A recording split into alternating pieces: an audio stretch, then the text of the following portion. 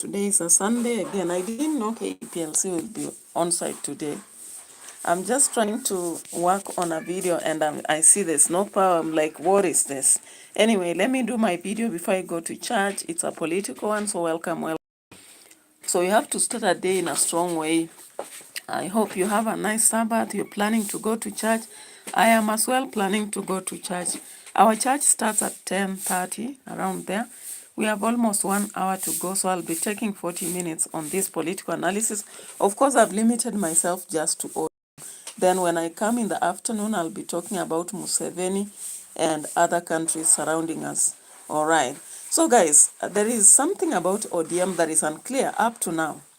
And somebody hinted and said that before Raila died, possibly he had secretly endorsed RUTO. And I'm seeing that trend, guys.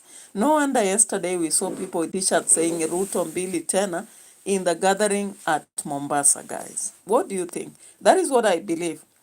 Yeah, there is no way people will just infiltrate a meeting of ODM and they are dressed in t-shirts reading Ruto Mbili Tena when it's not an organization that ODM is aware of. Of course, we know ODM has been the most rowdy party and they would have just pulled them out. But then we saw the ladies were very composed, very comfortable, which means they know what they were doing. Now, right here, we saw Ruto coming into the meeting, and you'll be surprised at what he said, guys. You'll be surprised. I just watched the dinner yesterday, though it was so late, so I didn't want to make a video. I knew that by that time it's very uncomfortable for anybody to be watching. I slept almost at almost 34 minutes past 12 midnight. So I knew people would not watch. So I just said in the morning I'll do something. And of course, I've been clearing up one or two things before coming here. And of course, this is what Ruto had to say in the meeting. ODM hoye!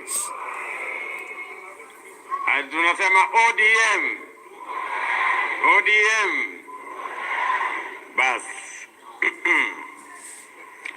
Kwanza mimi nataka nimshukuru Mungu kwa sababu ya nafasi ya kuungana na wanachungwa jioni ya leo for this ODM founder members dinner. I remember very well that when I had a conversation with Baba, and he informed me that there was going to be ODM at 20. And he asked me whether I would consider, alongside other founding members. Yeah. ODM hoye! ODM hoye! Tunasema ODM.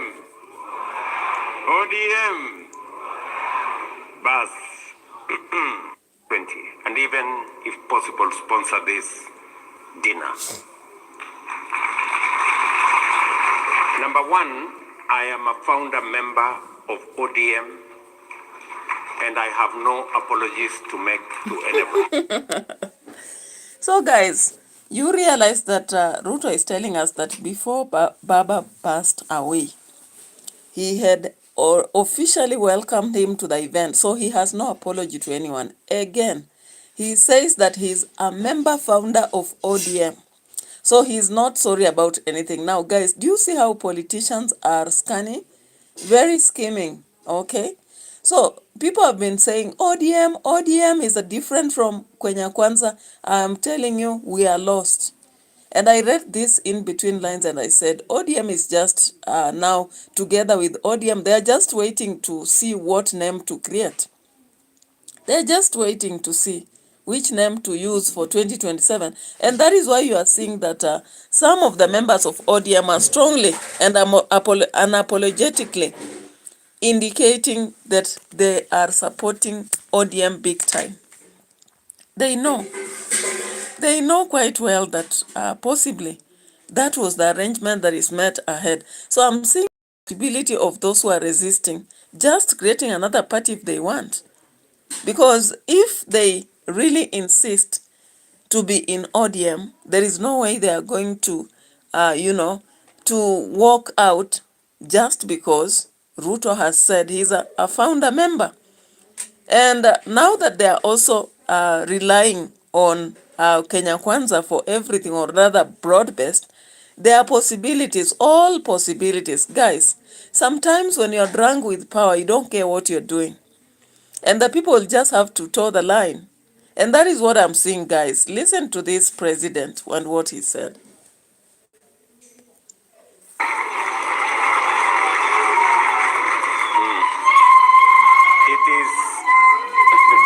It is a historical fact. It is a historical fact. And I was not just a founder member. I was at the center and at the heart of the formation of ODM. Number two people have really influenced my political journey. One is former President Moi, because I first became a member of parliament in Kano. It was a difficult exercise then, because I remember when I ran for the first time, I was not a favorite of Kano that time, but I won anyway. And then we started on not a very good note with former President Moi, but finally we became friends when he discovered that I wasn't a very bad boy after all. The other person that really has influenced my political journey is Baba, the Honorable Raila Amolo Odinga.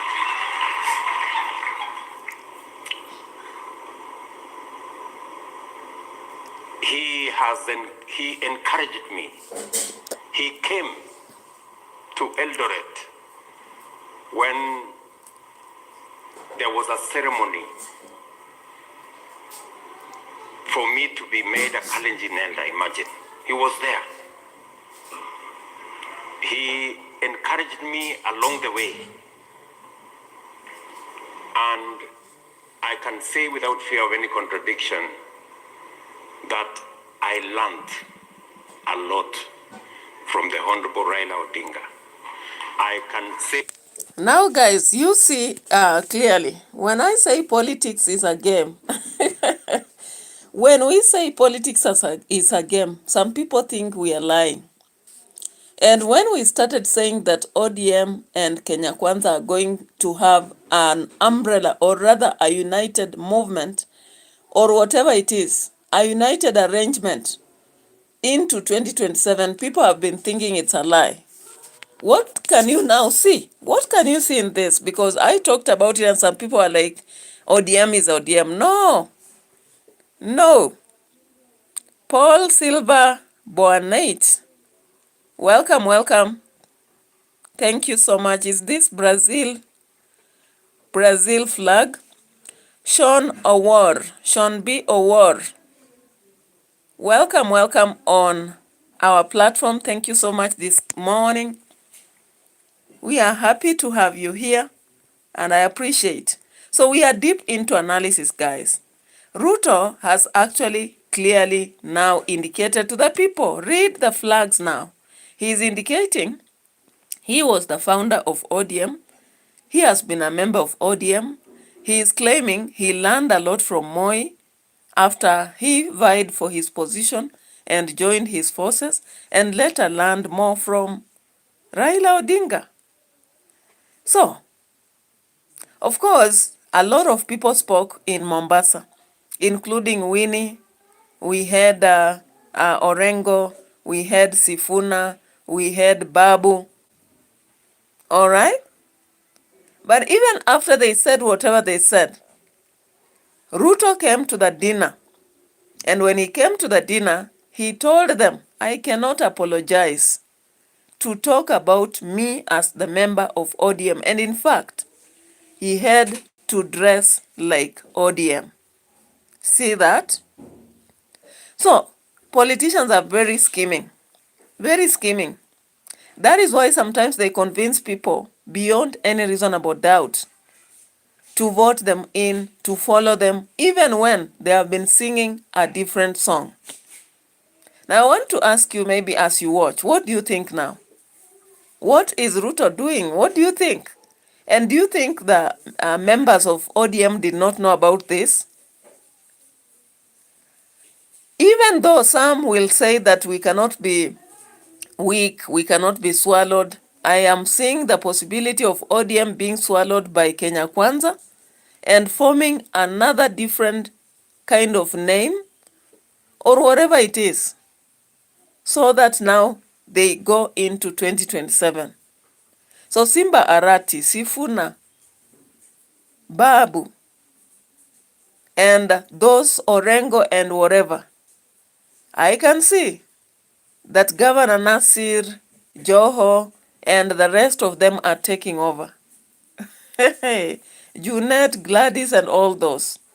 I saw as RUTO was speaking, they really celebrated a lot with ululations because the point had been driven home.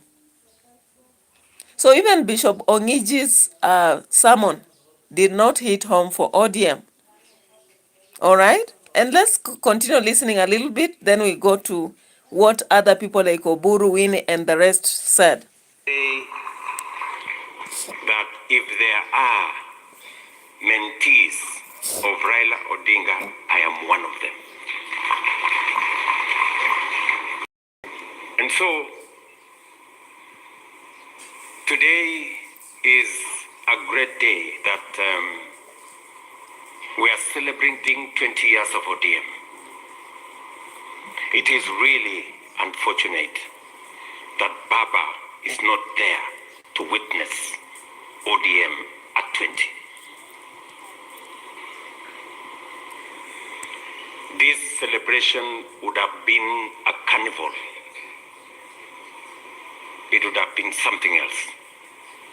But as God has decided, Baba is not here with us, but we can do something about the life and time of Raila Amolo Odinga in honor of what he stood for and what he achieved. I will say a couple of things. I know it is late in the evening. I do not wish to speak for long. Many of the earlier speakers have told us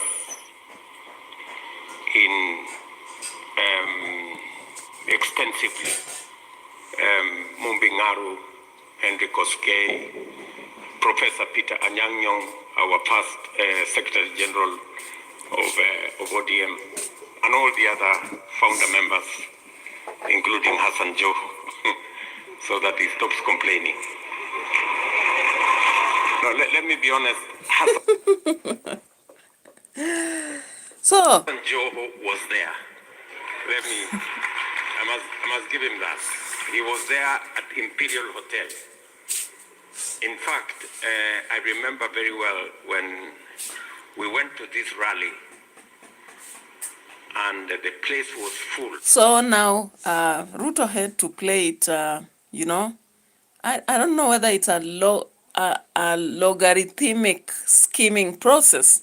He had to show who were there so that maybe those who are speaking and they were not there, keep quiet, I don't know. Because Sifuna always says, Baba said this to so and so. You people, you come here and say, Baba told me this, Baba told him and this and this. Can we now stick to what he told all of us? Now, RUTO, as intelligent and canny as he is, he has come out and told people he was at Imperial Hotel with Baba and Joho was there. Guys, what is this? Recently, actually, I was just thinking into why some people are sticking onto the thing and saying that we will not be in opposition anymore. And I was like, what is this? Why are some people insisting? Wandai was swearing. Wandai was swearing and saying that he will not walk up out of, the broad-based. Come rain, come sunshine. I looked at Mbadi also. In most of his meeting, he also swore that he is not going to go out of the government, broad-based government, come rain, come sunshine. Then Joho yesterday actually swore and said, if they try to send him away, he will also send them away. And I began to listen carefully now and say, what is this? When you listen at Oburu Odinga is actually giving very controversial statement. Just in 1 minute, he will say, our ODM is a party that should stand on its own. It cannot be swallowed. You cannot be weak. If you are weak, no one will want you. You have to gain bargaining grounds. But then the next minute, he will be there telling the people, we are in broad-based government up to 2027.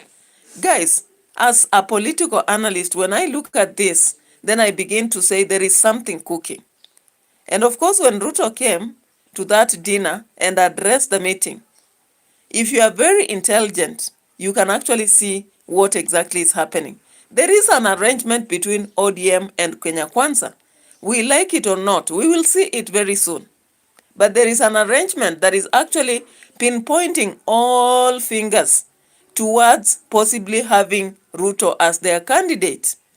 Duncan Musungu, welcome in the house. Join us and drop a comment based on the political temperatures out there, because what I'm reading is quite different from what has been. Anyway, let's continue to listen to what he's telling us about the forthcoming. And then we'll be coming to listen to people like Nasir. Governor of Mombasa, Nasir, said, Adui ni Gachagua, si RUTO. You see that kind of comment? There is a code in that. Why did Nasir say that? Why did Nasir say that? Okay, now let's go ahead and listen to this. And I didn't know that it was Oburu. David Mbilinyi, mambo poa. Balala. Because we had said we wanted to consolidate this thing to a political party, because it was a very strong movement. And you know, the rest of us were members of other parties that time. I was then the Secretary General of Kano. And so we thought maybe we need to reorganize something. But Balala did alifanya ile kitu. So then the rest is history. And so we are here, and I have just a few things to say. Number one, let me say three things. David Mbilinyi anasema habari ya Kenya, karibu Tanzania. Number one, Mbilinyi, unasema Tanzania kuko poa, sasa tunaweza tembea. Odinga is a great Democrat. He believed in structured political engagement. He believed in a political party. In fact, I dare say he believed in ODM more than his supporters believed in him. Let me repeat that. Raila Odinga believed in ODM more than those of you who were his supporters, including me then, believed in him. And that is why the party stands up to today. He would do anything for ODM. He would make any sacrifice for ODM. He would bend over to accommodate.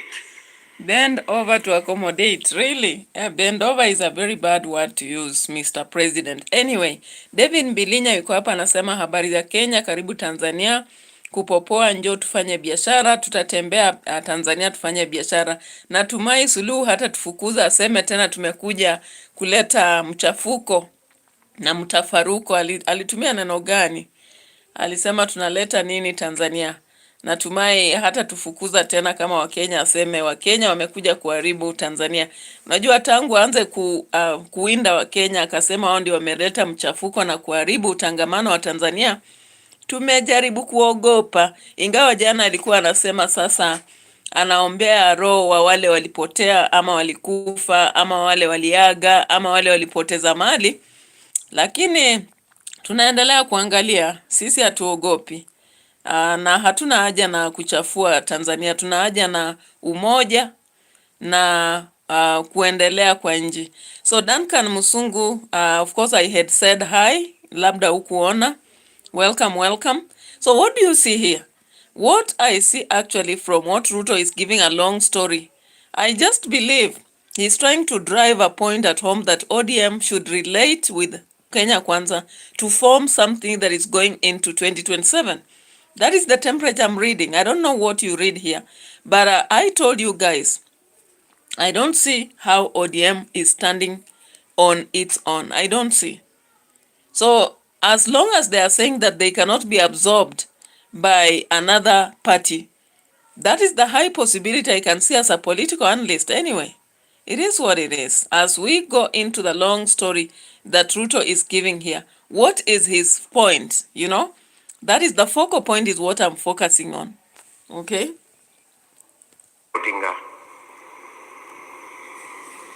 you have left a rich, solid, and strong legacy behind you. And the people who now have the reins of management of this party, please, I urge you not to undermine the spirit of ODM, not to allow this party to go into arguments or to fragment this party. This party must stay strong, if not for anything else, for the sake of the Honorable Raila Amolo Odinga and his legacy. This party must remain strong. I say so, being a party leader of a different party today. But I am a very strong believer that parties are the foundation of any democracy. If we do not have strong parties, we cannot have a strong democratic state. And therefore, now, I wonder when our president says this, and the other day when he was in Ukambani, he was actually kind of condoning, or rather blaming Ukambani for having overstayed in opposition. So I wonder whether ODM and Wiper are not just parties as well. Because when Ruto was in Ukambani, he actually had to say that the people of, the leaders of that place are kinda, you know, he used words like wajinga and all that. I don't know. I should just get a video so that I'm not... Where is this? There was a video he played and he was saying ni wajinga, akili ndogo, whatever. So what is the difference between now wale wako upande wa Wiper na wale wako ODM? Kwa sababu if it is parties, hata UDA or whatever, whichever party, ni party. So if it is really fighting for democracy, as our president is saying, he wouldn't call anyone from any party to be lacking brains because they are staying in the opposition. But then there is a soft spot that Ruto is trying to play for ODM, unlike UDA and maybe Wiper or any other party. And that is why I said there is a reason. Even though he's saying he's a party leader for another party, which is Kenya Kwanza, of course. The only reason as to why he's saying so, he is beneficiary from ODM. And he has a plan actually to have ODM with him, maybe under his, pocket or something like that. So, as he kept talking, I wanted to compare Ruto's speech while was it Makueni or, yeah, when he was talking about the people in Ukambani always being in opposition. Yeah, I think it was Makueni. Yeah, and so he really told them not to continue being in opposition. Yeah, let me just look for it. If I don't get it, I'll come back to it. I heard that speech yesterday. Anyway, I don't mean to actually just, yeah, there is a video here.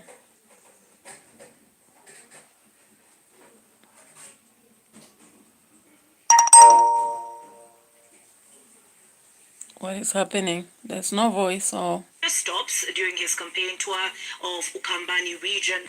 In what is becoming a constant in his campaign speeches, President Ruto has been berating his opponents, questioning their intellectual capacities and declaring outright that they lack brains. And as you'll hear now from Emmanuel Tool, the president's language has been in sharp contrast to his calls against what he terms as politics of insults. Hana akili hana huyo ni mtu ya kuchagua. His campaign tour of Ukambani region has seen President William Ruto take the low road in his description of his opponents, whom he repeatedly called brainless or foolish. Harambe! His 4-day tour of the region started in Makueni County on Wednesday, and nearly every stop has been directing what can be seen as insulting remarks at the opposition. Jeni bana wasiharibu nchi yetu na watu ambao ni watu bure. Hii Ukambani imechelewa kwa upinzani siku mingi. On Thursday, President Ruto took his campaign to the neighboring Kitui County, where he welcomed the crowds to complete his tirade. Mpango hawana, sera hawana, agenda hawana, hata akili. All right, guys. So the president is now saying in ODM meeting dinner that multi-party, or rather parties, should be strong. But when he was in Ukambani, he actually said that for sitting, or rather being in opposition for long, the Ukambani people don't have brains. They don't have, a plan. They are bure and all that. So I'm just wondering, why did he now turn in ODM meeting and say that parties have to be strengthened for democracy to be enhanced? Is it a trick? Did he forget? It is important, and that is why I have come here to celebrate ODM as a strong party, not a briefcase party, not a regional party, a national party. And it is in that nation identity, being a strong Kenyan party that has roots everywhere. That is where we should go. That is where the nation should be going. Having strong national parties. Celebrating ODM as a strong national party encourages others like UDA and others to also be strong national parties. That is how we are going to have a strong democracy where parties compete. It is important for us, and it is the reason, by the way, why when we sat down to craft ODM and what we believed in, we wanted to change the politics of Kenya from being politics of personalities or ethnicities to politics of ideology. Something. All right. So Ruto now comes out to say that ODM was found so that people compete in ideologies, not on personalities. But I doubt this has been the way, because when people begin campaigns, and I'll be so sure, I don't have videos, I'm not going to open on videos, but I can be assure you that in Kenya, politics of personalities have not stopped. We have seen so many times people calling each other mganga, murogi, yeah, mtu wa vitendawili, watu wasio na akili. You know, when you look at that, it automatically tells us that there is politics of personalities, even in those who say there should be no politics of personalities. Because what I believe parties should stand for ideologies, I saw very well. I followed closely the politics of Jamaica. And I keep referring to that because when they were standing, it was clear you could know what PNP is standing for and what JLP is standing for. Actually, the ideologies, even though there was some small relationship somewhere, they were clearly different. And they're addressing different. The way they address people different. So I realized that if politics have to be, kama siasa inafaa kuwa siasa safi, watu wanafaa kuwa na nia safi, waangalie nji, what is the focus towards the nation. Alafu, the next thing to do is kuangalia yale watafanya, kuliko yale hayajafanywa, na kuangalia wengine ambao walikuwepo. All right? So the fact that we have politics where people keep looking at who is who, and instead of looking at what has to be done, it is a very wrong political situation. So the campaigns are actually heating up. Now, of course, people are focusing more on November 27th by-elections, but away from that, we have the politics that have started already focusing on 2027. And that is why I'm saying there is high possibility that ODM may be joining Kenya Kwanza in the choosing of a candidate. That one, I'm so sure. I'm so sure. By not being ambitious with our plan and with our program.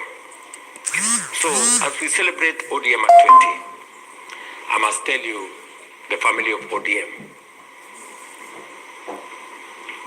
beyond everything else, we must work together towards moving this great country called Kenya, because that is why we came together then.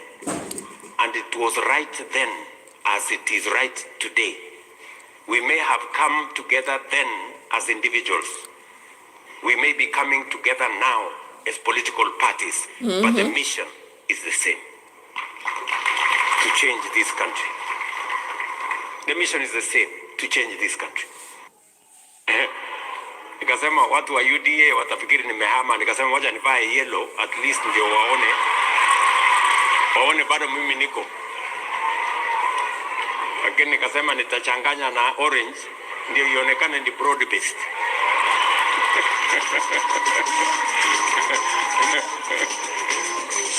Ama namna gani? Si ndio? Na unajua huko Ukambani niliambiwa rangi ya Ukambani ni yellow. So nikaona hii sawa, acha nianze na Ukambani yellow, alafu nipeleke huko yellow ya UDA, alafu nichanganye na orange ya ODM, ikuwe broad based, alafu to celebrate. So did you get that? For those who are very intelligent, you understand the language that the president is actually speaking there. He's insinuating the aspect of something broad-based. And as many people are just telling us that that is an arrangement, it is away from that. Actually, it's away from that. It's way beyond that, because if these people are focusing on having an arrangement into 2027, there is something cooking. Yilmaz, welcome on board, and thank you so much. Now let's look at this. So Winnie Odinga tried to embarrass RUTO live, okay? Maybe she didn't intend to, but whatever statements she was saying, of course, you would have seen clearly. Yeah? Okay, Yilmaz, I'm very fine. How about you? I hope you're fine too. Grabbed the microphone and laid out what she said was an attempted auction of the 2-decade-old outfit by insiders. Nimesikia mazungumzo za magawanyiko ya chama. Sawa ya yote. Baba alikuwa anasema hiyo ni nini ya chura? Kilio cha chura manini? Kelele cha chura. You know, when you have a great tragedy, people get confused and they act in strange ways. Lakini if anyone is thinking like that, wajua kwamba ODM inajenga na hatuna mchezo. She said the party's soul was forged in confronting bad governance head-on, exposing inept officials and taking battles to the streets when that was the only option. ODM, we are sorry that we don't always get it right. Poleni. But we will never be sorry for being inconvenient. They like to call us a party of goons. What we're doing is nation building. Nation building is untidy. Nation building is inconvenient. Nation building is uncomfortable. Nation building has left us in tears as ODM, as the People's Party, time and time again. But we, ODM, belong to the people. And we will continue growing because the young people of ODM have conviction. However, her remarks triggered immediate outrage from ODM's gatekeepers. They read her message as a push to change the party to permanent opposition and a steady diet of tear gas. As the longest serving chairman of ODM while Raila was alive, that this party, it is true, it was built in the streets. This party was built on the foundation of civil liberty and democracy. But I want to say that there is one thing that I learned from Raila Odinga, that as you apply one strategy, you must blend it with another strategy. Others interpreted it as a demand that any alliance ODM enters must come with street action. Within hours, senior figures lined up to push back. John Mbadi moved fast. Now a Treasury CS who praises President RUTO with near religious consistency, he scolded Winnie for imagining ODM could slip back into roadside battles. He argued that political deals can be sealed around tables, not only the chaos he remembers all too well. Therefore, I want to speak to the people of ODM that you must respect your leaders, but we must also accept that Raila taught us to go to the street when it is necessary and go to the boardroom when it is necessary. My last comment, I read the book of Corinthians when Paulo spoke to the people of Corinthians, 1 Corinthians 13, verses 11, and he said that when I was a child, I thought like a child, I behaved like a child, I reasoned like a child, I acted like a child, but when I grew up, I left all my childhood life and started living like an adult. You see? All right, so UCCS Mbadi was sacrificiously, consistently, and religiously trying to prove to the RUTO government that he's not going to, to give up with the broad-based government, that he's not going to hang onto what Winnie is saying. And of course, he was insinuating that Winnie is still thinking like a child, reasoning like a child, acting like a child. But now Mbadi, who is an elder, is trying to correct her and indicate that having grown up into an adult, he will behave like an adult, resonate like an adult, behave like an adult, do everything as an adult. And one of the things he will do, he will not go to the streets anymore the way ODM used to. He will go to the boardroom, because in past, even though they were formed on foundation of streets and they were not in boardrooms, but now he is officially going in boardrooms because that is a new strategy that ODM has to use. So you have heard how Mbadi spoke, all right? And there were many more people who spoke, of course. I want to... one of the people who spoke was Orengo, not Orengo, but Oburu. And Oburu, even though he has been, as I've told you, he has been inconsistent. One time he says this, the other time he says this. Let's just listen to what he said. Always aim for State House or negotiate its way into the administration through a handshake if the numbers fall short. We are now here, and I want to say that there is no party in the world which is formed to be in the opposition. All political parties are formed to be in government. And all political parties aspire to be in government. And all political parties fight to be in government. And therefore our party is not excluded, and our party ODM is fighting to be in the government now in this broad, but even in future, either as ODM or in coalition with other political parties. So it was so clear that by the time Oburu Odinga finished speaking, he had indicated that they may as well get into coalition arrangement with other parties so that they be in government and not in opposition. Now, I hope you now understand my argument, my basis of argument from the beginning, because when we are doing analysis, actually based on philosophical arguments that are logical. If this is this and this is that and that is that and this is that, then this is this, all right? So Joe also stood up and he swore that if people dare him, he is going to throw them away. And this is what he had to say. Let's listen. Only work with President William Ruto. Number one, he started working with President Moi. He worked with President Kibaki. He worked with President Uhuru Kenyatta. Worked with President William Ruto. Kumbukeni hiyo. So, of course, I remember Joe really swore. I've not just found the clip currently, but he swore and said that if someone threatens him, then he will also throw them away. Now, on the other side, let's just see this.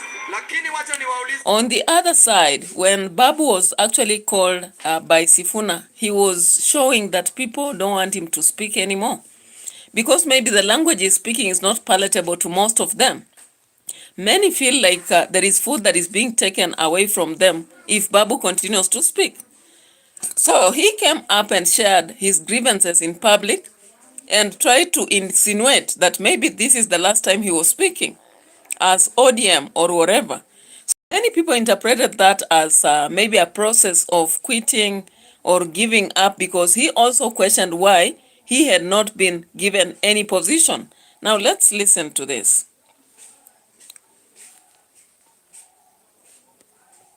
Swali, wadozi, mliangalia huyu Babu Owino mkaona hizi tosha kiti yeyote? ODM marks 20 years in Kenyan politics with a grand celebration in Mombasa. Leo hii tunasimama mbele yenu kwa sababu sisi ndio vijana ambao baba amelea. But by the end of the day, the event quickly shifted into a verbal wrestling match, each leader stepping up to showcase their combat skills with the microphone.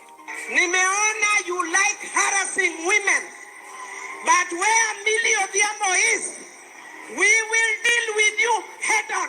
Supporters streamed in from across the country expecting unity, nostalgia, and a tribute to a party that once redefined the opposition. Party relevance and direction.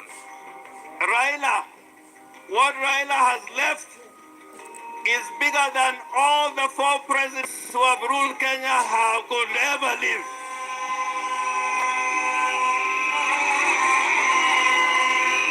Raila is bigger than Kenyatta.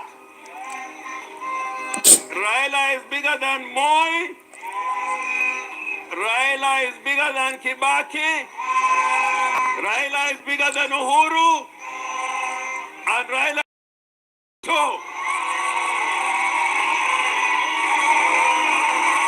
Ikifika Septemba, serikali inayokuja, either mambo ni mawili. We are either forming government or we are part of government. That is the declaration that we are making here today. I don't know why this party is becoming a party of cowards. I don't know why you want to be a party of cowards. In this party, kuna wana ODM wanaanza kusema we will be in government or we form the next government.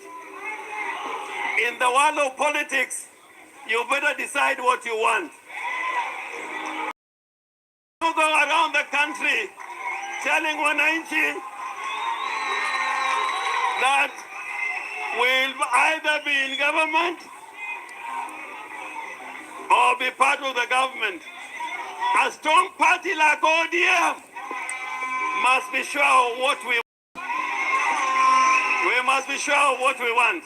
Na mimi naambia msifikirie mtatoa chambo, msifikirie mtatoa kafara. Naambia msifikirie mtatoa kafara, msifikirie mtatoa chambo. Sisi wengine damu yetu ni moto. Ukileta twaleta, ukija tunakuja, ukitukujia tunakukujia, ukileta noma noma, ukileta mbaya mbaya. But here's what you might have missed at the ODM anniversary turned eulogy.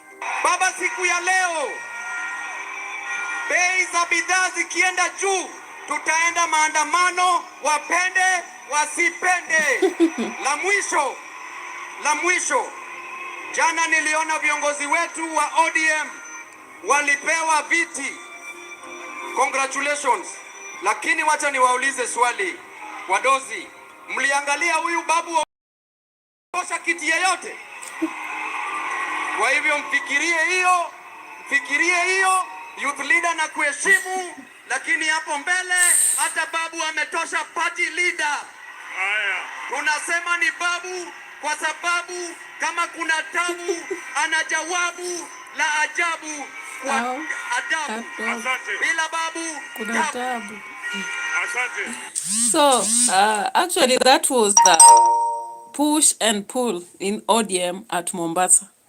And while watching all this, I found a lot of interesting and of course, I'll not go deep into more because I can see my time for church is approaching because 10 minutes. ODM is a democratic party. And when the time comes, ataomba. Lakini kwa sasa, tuko na the youth leader, Honorable Oburu Odinga. ODM oye! ODM oye! Sasa babu ulikuwa umeniahidi kwamba utaweka nidhamu. Sasa umenichomea, siku nyingine nitakuita kweli bwana bosi. Unajua wadosi watakasirika. Nimesikia mazungumzo za magawanyiko ya chama. Sawa ya yote. Baba alikuwa anasema hiyo ni nini ya chura? Kilio cha chura mani. My goodness, if we decide to go deep into this analysis, we can take the whole day. But then I have to go to church, guys. I always observe the Sabbath. So thank you so much for those who watched. I appreciate David Mbirinya, Nakushukuru, Dan Kangu, Yilmaz, Sean Owor, Paul Silva, and any other people who are watching. I really appreciate. Subscribe to the channel and continue liking and commenting.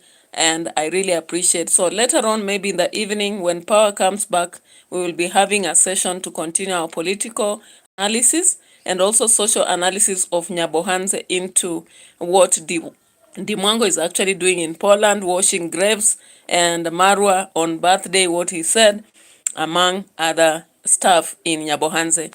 Bye-bye for now. Have a nice Sunday. For those who are going for a mass like me, I'm a Catholic, and I profess that faith. So as we go to church, have a nice moment. Goodbye for now. See you later. Thank you.